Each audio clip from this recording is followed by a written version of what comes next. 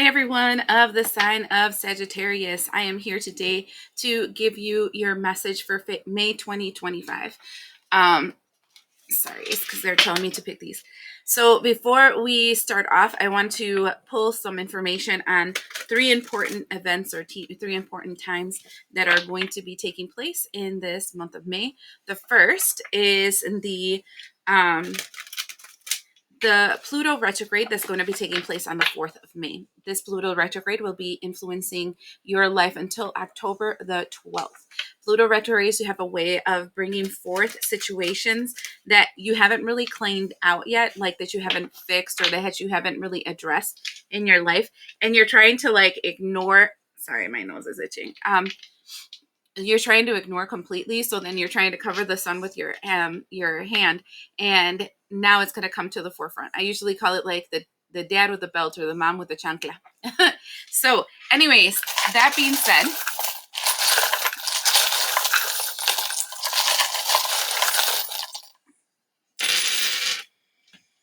all right, I pulled some charms for it.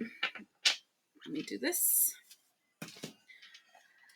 You got one rune, and here is the rune, and the name of this rune is, I have it here in my book, Perth, okay?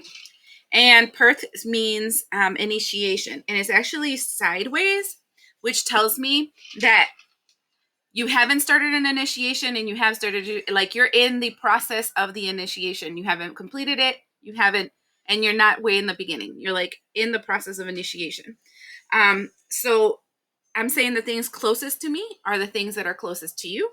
And then these things are the things that are farther away from you. Okay. So the first thing we're seeing is the peace sign. So you're entering a period of peace that will initiate this entire Pluto season. That continues with the key.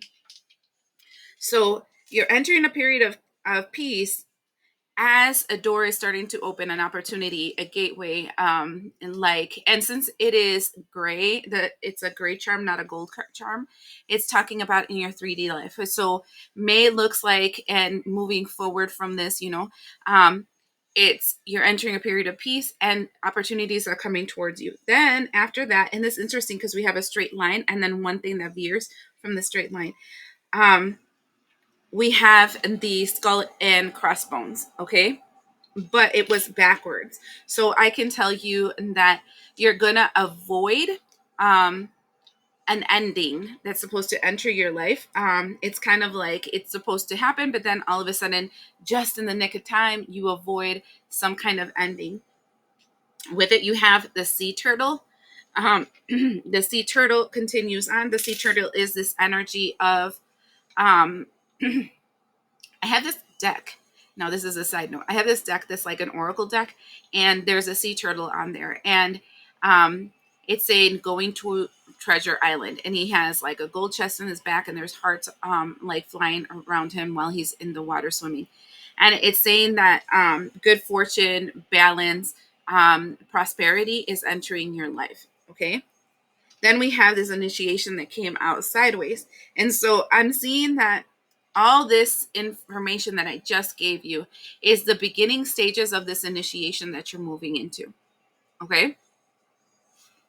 It's kind of like the beginning of the good fortune that's supposed to enter your life because of everything that you've already experienced. And it's important for you to know that, like, most of these things happen because you've already done something to earn them. Okay? And then we have the dragonfly. And the dragonfly for me is a transformation, and it is like grace. So it's telling me that there's at the end of all this, your life will be very, very different. Okay. But what I find interesting is that alongside that dragonfly, we have a gold crown. And gold, whenever we pull a gold charm, is talking about things that are happening in your subconscious or in your spirit realms, right? So the initiation has to do something, and that is going to activate something in your crown chakra. And it's kind of like a position of authority that you have in the spiritual realm. So the initiation is all to get you to that crowning moment, okay? Keep that in mind because it does look like this transition of May 4th through October 12th doesn't seem like it's going to be too harsh. It's going to like avoiding problems, avoiding conflicts, moving in the right direction, kind of moving. It's kind of like this is a period where everything starts going right instead of always swimming against the current. Okay. Next thing is the full moon on the 12th. The full moon on the 12th of May is interesting for me. I don't feel like it's a good moon. That being said, it's in the sign of Scorpio. And besides that, Mercury is in Taurus, which talks about confrontational conversations. And then we have a square in Pluto and Aquarius, which is kind of like um, conflicting the new way of being into stopping you from being that new world, right? Kind of energy. And I'm telling people in all these readings that the most important thing that you should think about when you're doing this moon is to protect yourself, protect your loved ones, protect your possessions, do rituals that have to do with cleansing your aura, cleansing your spirit, cleansing your home, and then also protecting yourself. Okay, so keep that in mind. I really do feel like it's a really strong protection energy that you should focus on because it can be used for retaliation energy. And remember that the moon affects you 3 days before, 3 days after. So it's an entire week where um, if somebody is angry with you and they send you the evil eye, it can impact your life. If somebody is blasphemous and talks negative things about you and puts shame on your name, right? That can negatively impact you because the energy is amplified to help darker energies to negatively impact you. So it's not like if somebody's sitting there with a little cauldron and saying, and with a picture of you and a lock of your hair trying to destroy you. It's not like that. It's more like, I hate this biatch. I hate this about this person. Did you see what this person this other day? And doing a lot of gossip. That's word magic. You know, journaling about you. That's physical, manifestations. So keep that in mind. So anger can negatively impact you. So it's important for you to keep yourself protected. Okay. So that being said, I actually felt like using these oracle decks for this energy. So I wanted to see what this this full moon is going to do for you. So we have number 22, and as women supporting women, together we can transcend our individual limitations. And then 42, which is may your body be where a harmony, balance, and love, strength, light, and pleasure lives. I do feel like something that you have to keep in mind is that there is strong protection around you. I do feel like it's ancestors. I think this women supporting women's, it's a golden, if you see there's a golden thread between them. So it feels like lineage work. Work that happens from your ancestors sending you the protection to the temple of your body, which is the home. And see how she's in the temple of your body where I'm saying the home is saying harmony, balance, love, strength, blah, blah, blah. But she's sitting in a hot spring, right? Like a purification hot spring. And water represents subconscious, when represents spirit. So I do feel like your spiritual teams, your ancestors and stuff is making sure that the temple of your body stays protected during this time. Though that is something that your ancestors is doing, does not mean that you can just sit there and be like, well, I'm protected. It is what it is. Anything that your ancestors are doing must be accepted on your behalf. So unless, I'm sorry, because I'm having itchy, like in my eyes, like if something is crawling in my face. So back to the subject at hand. This is literally saying, you have to accept the help that they are giving you. Healing bath would be good. It is some kind of ritual that embodies water would probably be good.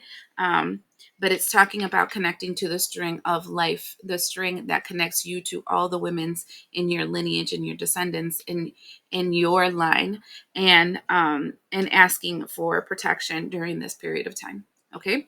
Next thing is the new moon that's going to be on the 26th. That is in the sign of Gemini. Now, the difference is that this new moon has Mercury in Gemini that's talking about connections, collaborations, networking, talking. It's all about communication. And then besides that, it has a sextile, which is all like a safety net, or like, I want to say, um, a butterfly net, with Neptune in Aries. Neptune is all about your subconscious, your gifts, your intuition, your inner knowing, your inner guidance, aligned to your authority, which is the Aries energy. So as you're looking at this energy, it's completely different from the full moon, because what it's saying is, let's commune with, let's create a communion between us and the spiritual realm. And let's get ourselves aligned in the way that we should. Let's manifest into reality something that we want, because their ears are very open and they are very willing to hear whatever it is that you're trying to bring into your reality. So this day would be a great day for you to do some kind of manifestation work, okay? The cards revealed for that day. Oh, look at that. This one's interesting because we have accountability. Responsibility is a gift of love to you, yourself, and others. And the 12th, number 12 is the other one. It says creative power. Release your alchemical energy into the world. So this is interesting because first it's telling you that um, when it says you have to take accountability for yourself and for others, I mean, it's a gift for yourself and for others, is you have to be accountable for what is yours, and you have to allow another to grow and expand in the accountability for their own actions. In other words, it's kind of like this energy where some people, they learn by guidance, and some people learn by getting their ass whooped. It's okay to allow that person to get their ass whooped. What? And then the creative energy is, let's not worry about other people's burdens, other people's problems, and like trying to save them from themselves. And let's start focusing on creating alchemy and transcending energy and shifting the vibrations so that we can bring towards us that energy of gold. So it's a less thought of people around you, more thought about you, when it comes to that moon energy. So as the full moon is a focus on protecting yourself from others, and the new moon, let's not even freaking worry about those people, and let's now just focus on ourselves and what we're trying to manifest for our greatest good and our divine purpose. Okay. Sorry, because they told me no on those other ones. So now we're going to go through every single week. I'm just going to pull 3 cards for every single week in May, just so that you can get some insight.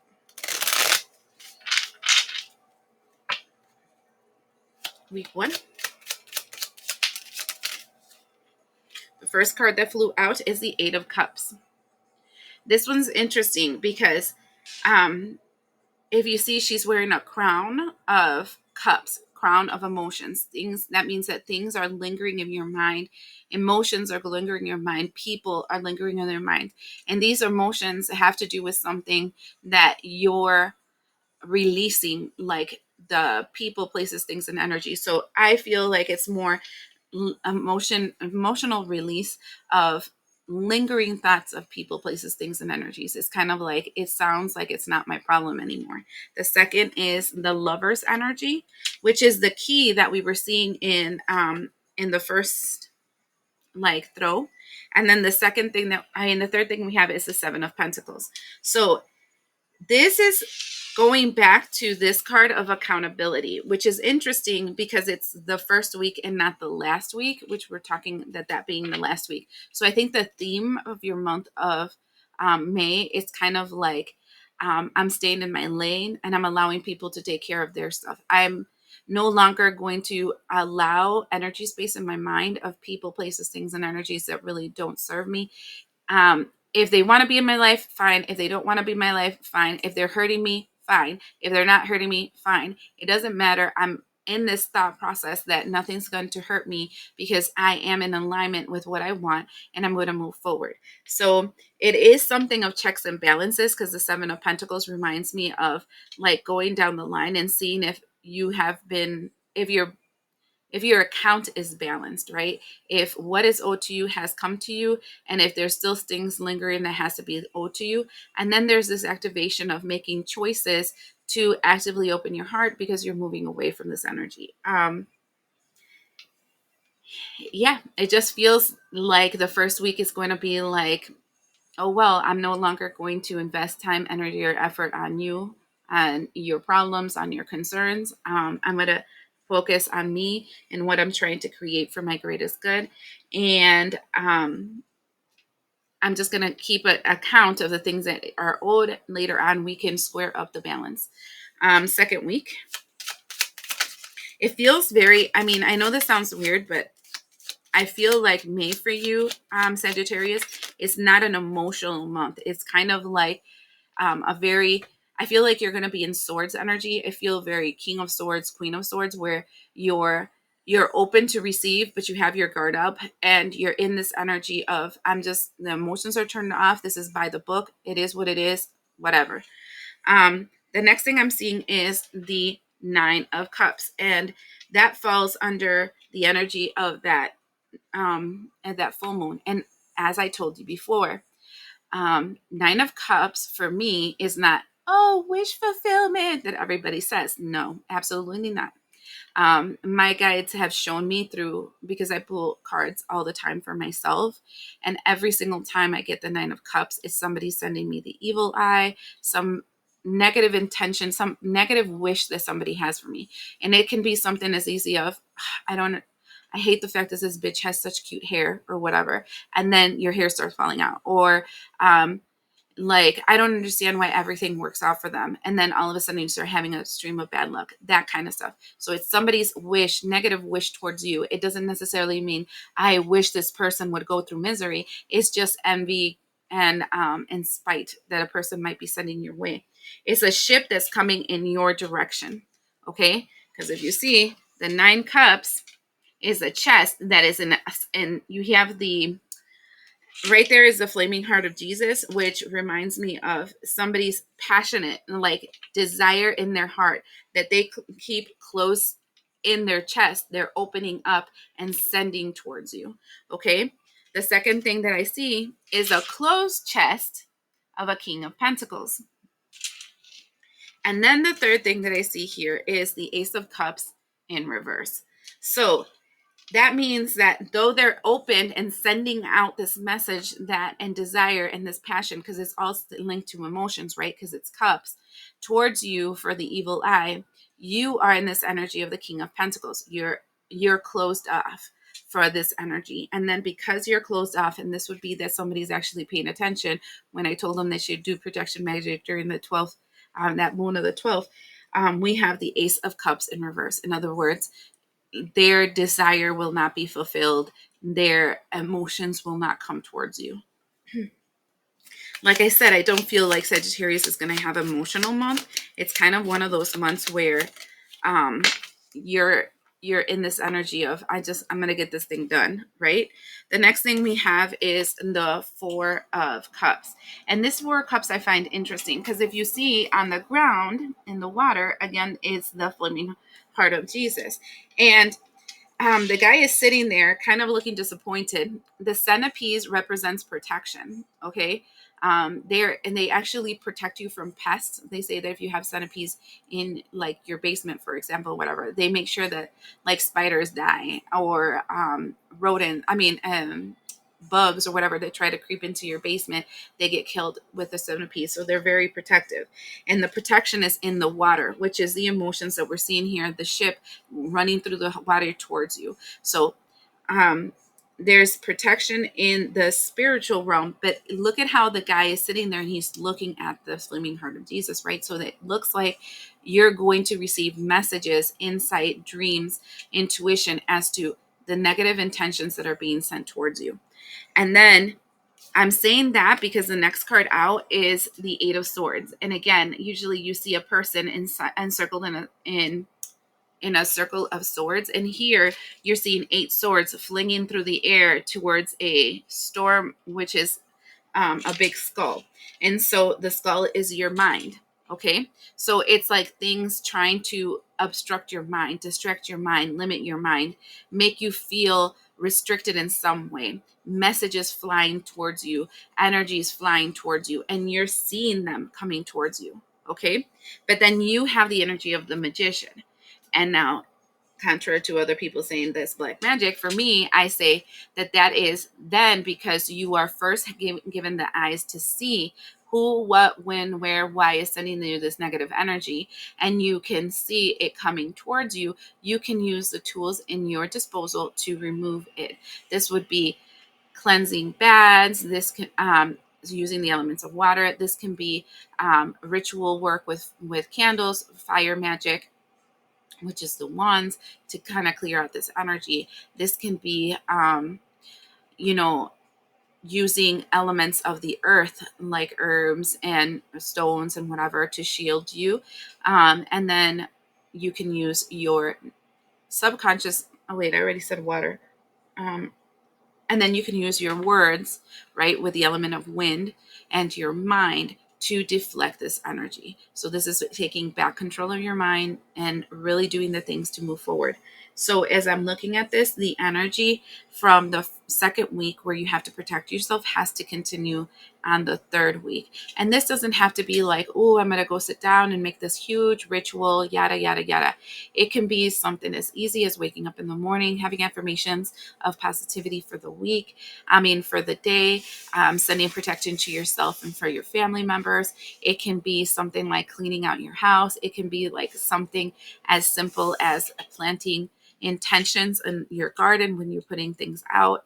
It's ritual work has to be a part of your every single day life. If it's something that needs to stop, and now this set and this specific time is just for this, then you're losing the point of what magic is. It's supposed to be a part of you, of your everyday life. Okay. Fourth week. So the first thing I'm seeing is the Chariot card. And this, again, is this energy of just moving forward, kind of moving away from the stuff that is holding you back. And one of the guys are pulling back the curtain. So it's kind of pulling back the facade, the curtain, the illusion that all this energy, these 2 middle weeks in May, are trying to send you. Then you have the Two of Pentacles in reverse, which is I'm liking, because the Two of Pentacles in reverse means that you're going to be balanced in your mind and in your budget, right? Your money is going to be balanced. Your mind's going to be balanced. You're fine.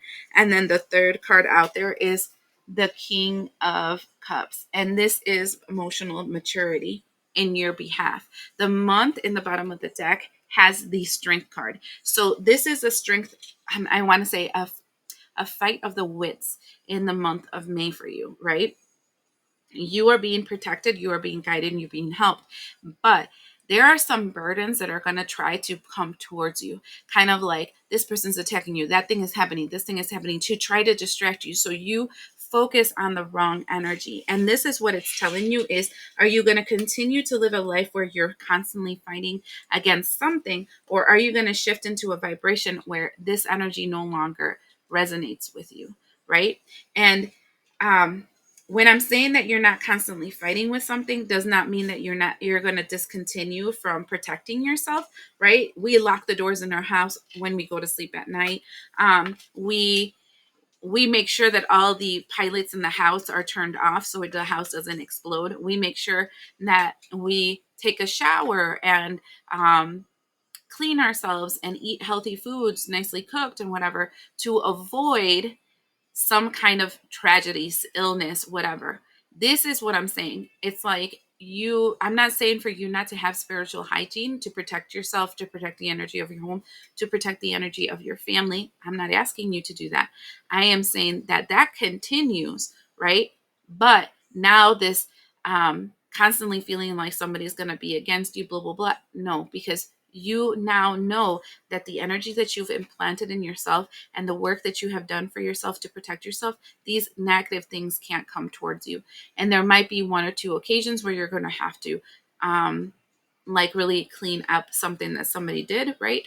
But for the most part, you should feel more balanced this month. Like there is no one that can touch you. You are fine. You have established strong boundaries around you, and these negative energies can't negatively impact you. And as my phone vibrates and says it's true, that's what I believe is true. I feel like you are literally shifting in from the energy of survival into the energy of I just am. Okay. So I hope that made sense for you for the month of May. And I hope to see you again the next time. We'll see ya.